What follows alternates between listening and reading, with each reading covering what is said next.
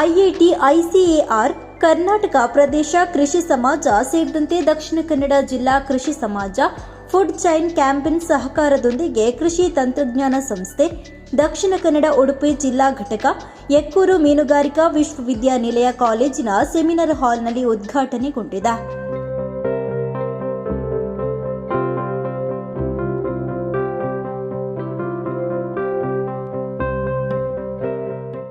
ಬಳಿಕ ಮಾತನಾಡಿದ ಕರ್ನಾಟಕ ಗೇರು ಅಭಿವೃದ್ಧಿ ನಿಗಮ ಅಧ್ಯಕ್ಷರಾದ ಮಮತಾ ಡಿಎಸ್ ಗಟ್ಟಿ ಅವರು, ಇಂದಿನ ಸ್ಪರ್ಧಾತ್ಮಕ ಕೃಷಿ ಕ್ಷೇತ್ರದಲ್ಲಿ ರೈತರು ಕೇವಲ ಸಾಂಪ್ರದಾಯಿಕ ಕೃಷಿಗೆ ಸೀಮಿತವಾಗದೆ ಆಧುನಿಕ ತಂತ್ರಜ್ಞಾನವನ್ನು ಅಳವಡಿಸಿಕೊಂಡು ಕೃಷಿ ಚಟುವಟಿಕೆಗಳನ್ನು ಕೈಗೊಂಡರೆ ಮಾತ್ರ ಹೆಚ್ಚಿನ ಉತ್ಪಾದನೆ ಹಾಗೂ ಉತ್ತಮ ಆದಾಯವನ್ನು ಗಳಿಸಲು ಸಾಧ್ಯ.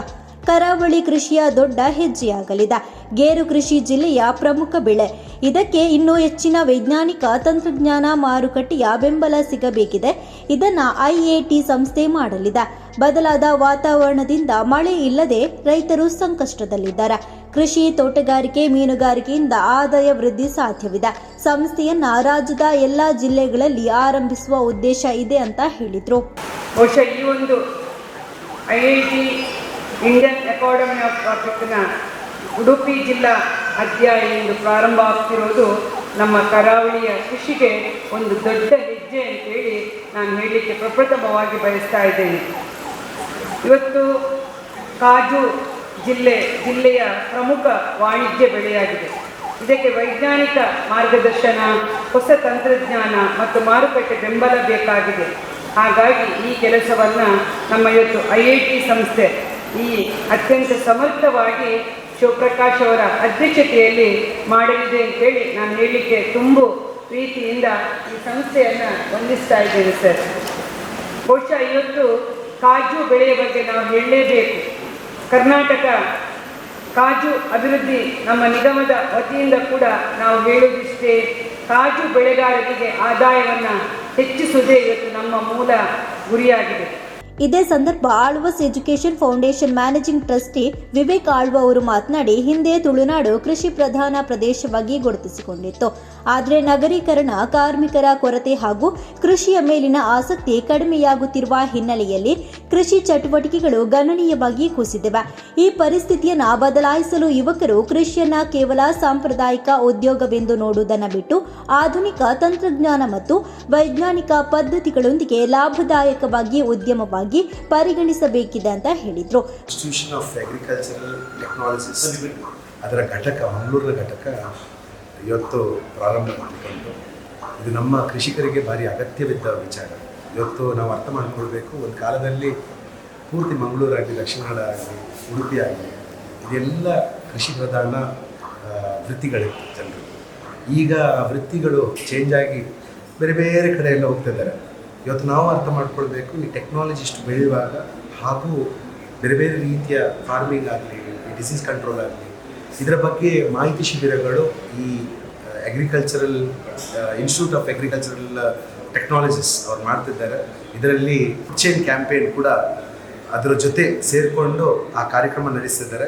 ಅವರೆಲ್ಲರಿಗೂ ಶುಭಾಶಯ, ಒಳ್ಳೆಯದಾಗಲಿ. ಕಾರ್ಯಕ್ರಮದ ಅಧ್ಯಕ್ಷತೆಯನ್ನ ಮಂಗಳೂರು ಮೀನುಗಾರಿಕಾ ಕಾಲೇಜಿನ ಡೀನ್ ಎಚ್.ಎನ್. ಆಂಜನೇಯಪ್ಪ ಅಧ್ಯಕ್ಷತೆಯನ್ನು ವಹಿಸಿದ್ರು. ರೈತ ದೇಶದ ಬೆನ್ನೆಲುಬು ಎಲ್ಲರಿಗೂ ಗೊತ್ತಿದೆ, ನಮಗೆಲ್ಲರಿಗೂ. ಅವರ ಪರಿಶ್ರಮದಿಂದಲೇ ನಮಗೆ ಈ ದಿನ ಒಂದು ಆಹಾರ ನಮಗೆಲ್ಲರಿಗೂ. ದೇಶದ ಆಹಾರ ಭದ್ರತೆ, ಆರ್ಥಿಕ ಪ್ರಗತಿ ಮತ್ತು ಸಮಾಜದ ಸುಸ್ಥಿರ ಅಭಿವೃದ್ಧಿಯ ಮೂಲವೇ ರೈತ. ಆದ್ದರಿಂದ ರೈತನನ್ನು ಗೌರವಿಸುವುದು ಮತ್ತು ಅವರ ಅಭಿವೃದ್ಧಿಗೆ ಕೈ ಜೋಡಿಸುವುದು ನಮ್ಮೆಲ್ಲರ ಪ್ರತಿಯೊಬ್ಬ ನಾಗರಿಕನ ಕರ್ತವ್ಯ. ಇಂದಿನ ಕೃಷಿ ಮತ್ತು ಮೀನುಗಾರಿಕೆ ಕ್ಷೇತ್ರಗಳು ಹವಾಮಾನ ವೈಪರೀತ್ಯದಿಂದ, ಅಂದರೆ ಕೆಲವು ಸಾರಿ ನೀರಿನ ಕೊರತೆ, ಹವಾಮಾನ ವೈಪರೀತ್ಯಗಳು ಯಾವ ಥರ ಬೇಕಾದ್ರೂ ಆಗ್ಬೋದು. ಕೆಲವು ಸಾರಿ ಅತಿಯಾದ ಅತಿವೃಷ್ಟಿ ಅಥವಾ ಅನಾವೃಷ್ಟಿ, ಮತ್ತು ಒಂದು ರೀತಿಯಲ್ಲಿ ನಾವು ಈ ಕೃಷಿಯಲ್ಲಿ ಮಣ್ಣಿನ ಒಂದು ಕೆಟ್ಟೋಗಿದ್ದ ಮಣ್ಣು ಅಂತಲೂ ಸಹ ಹೇಳ್ತಾ ಇರ್ತೀವಿ. ಅಂದರೆ ಒಂದು ಮಣ್ಣಿನ ಫಲವತ್ತತೆ ಮತ್ತು ಒಂದು ರೋಗ ರುಜಿನಗಳ ಕಾಟ ಇವುಗಳು ಹೆಚ್ಚಾಗಿ ಕಾಣಬರ್ತಾ ಇದ್ದಾವೆ. ಸೊ ಈ ನಿಟ್ಟಿನಲ್ಲಿ ನಾವು ಹೆಚ್ಚಿನ ಒಂದು ಗಮನವನ್ನು ನಾವು ಯಾರು ಸೈಂಟಿಸ್ಟರು ನಾವು ಕೊಡಬೇಕಾಗಿದೆ. ಫುಡ್ ಚೈನ್ ಸಂಸ್ಥಾಪಕರು ಹಾಗೂ ಕರ್ನಾಟಕ ರಾಜ್ಯ ರೈತ ಸಂಘದ ಯುವ ವೇದಿಕೆ ಅಧ್ಯಕ್ಷರಾದ ಯತೀಶ್ ತುಕಾರಾಂ ಅವರು ಮಾತನಾಡಿ, ಕೃಷಿ ಕ್ಷೇತ್ರದ ಅಭಿವೃದ್ಧಿಗೆ ತಂತ್ರಜ್ಞಾನ ಮತ್ತು ಮೌಲ್ಯವರ್ಧಿತ ಕೃಷಿಯತ್ತ ರೈತರು ಹೆಚ್ಚಿನ ಒಲವನ್ನು ತೋರಬೇಕಿದೆ. ಗೋಡಂಬಿ ಸೇರಿದಂತೆ ಕೃಷಿ ಉತ್ಪನ್ನಗಳ ಸಂಸ್ಕರಣೆ ಮತ್ತು ಮೌಲ್ಯವರ್ಧನೆಯಿಂದ ರೈತರ ಆದಾಯವನ್ನು ಗಣನೀಯವಾಗಿ ಹೆಚ್ಚಿಸಬಹುದಾಗಿದೆ.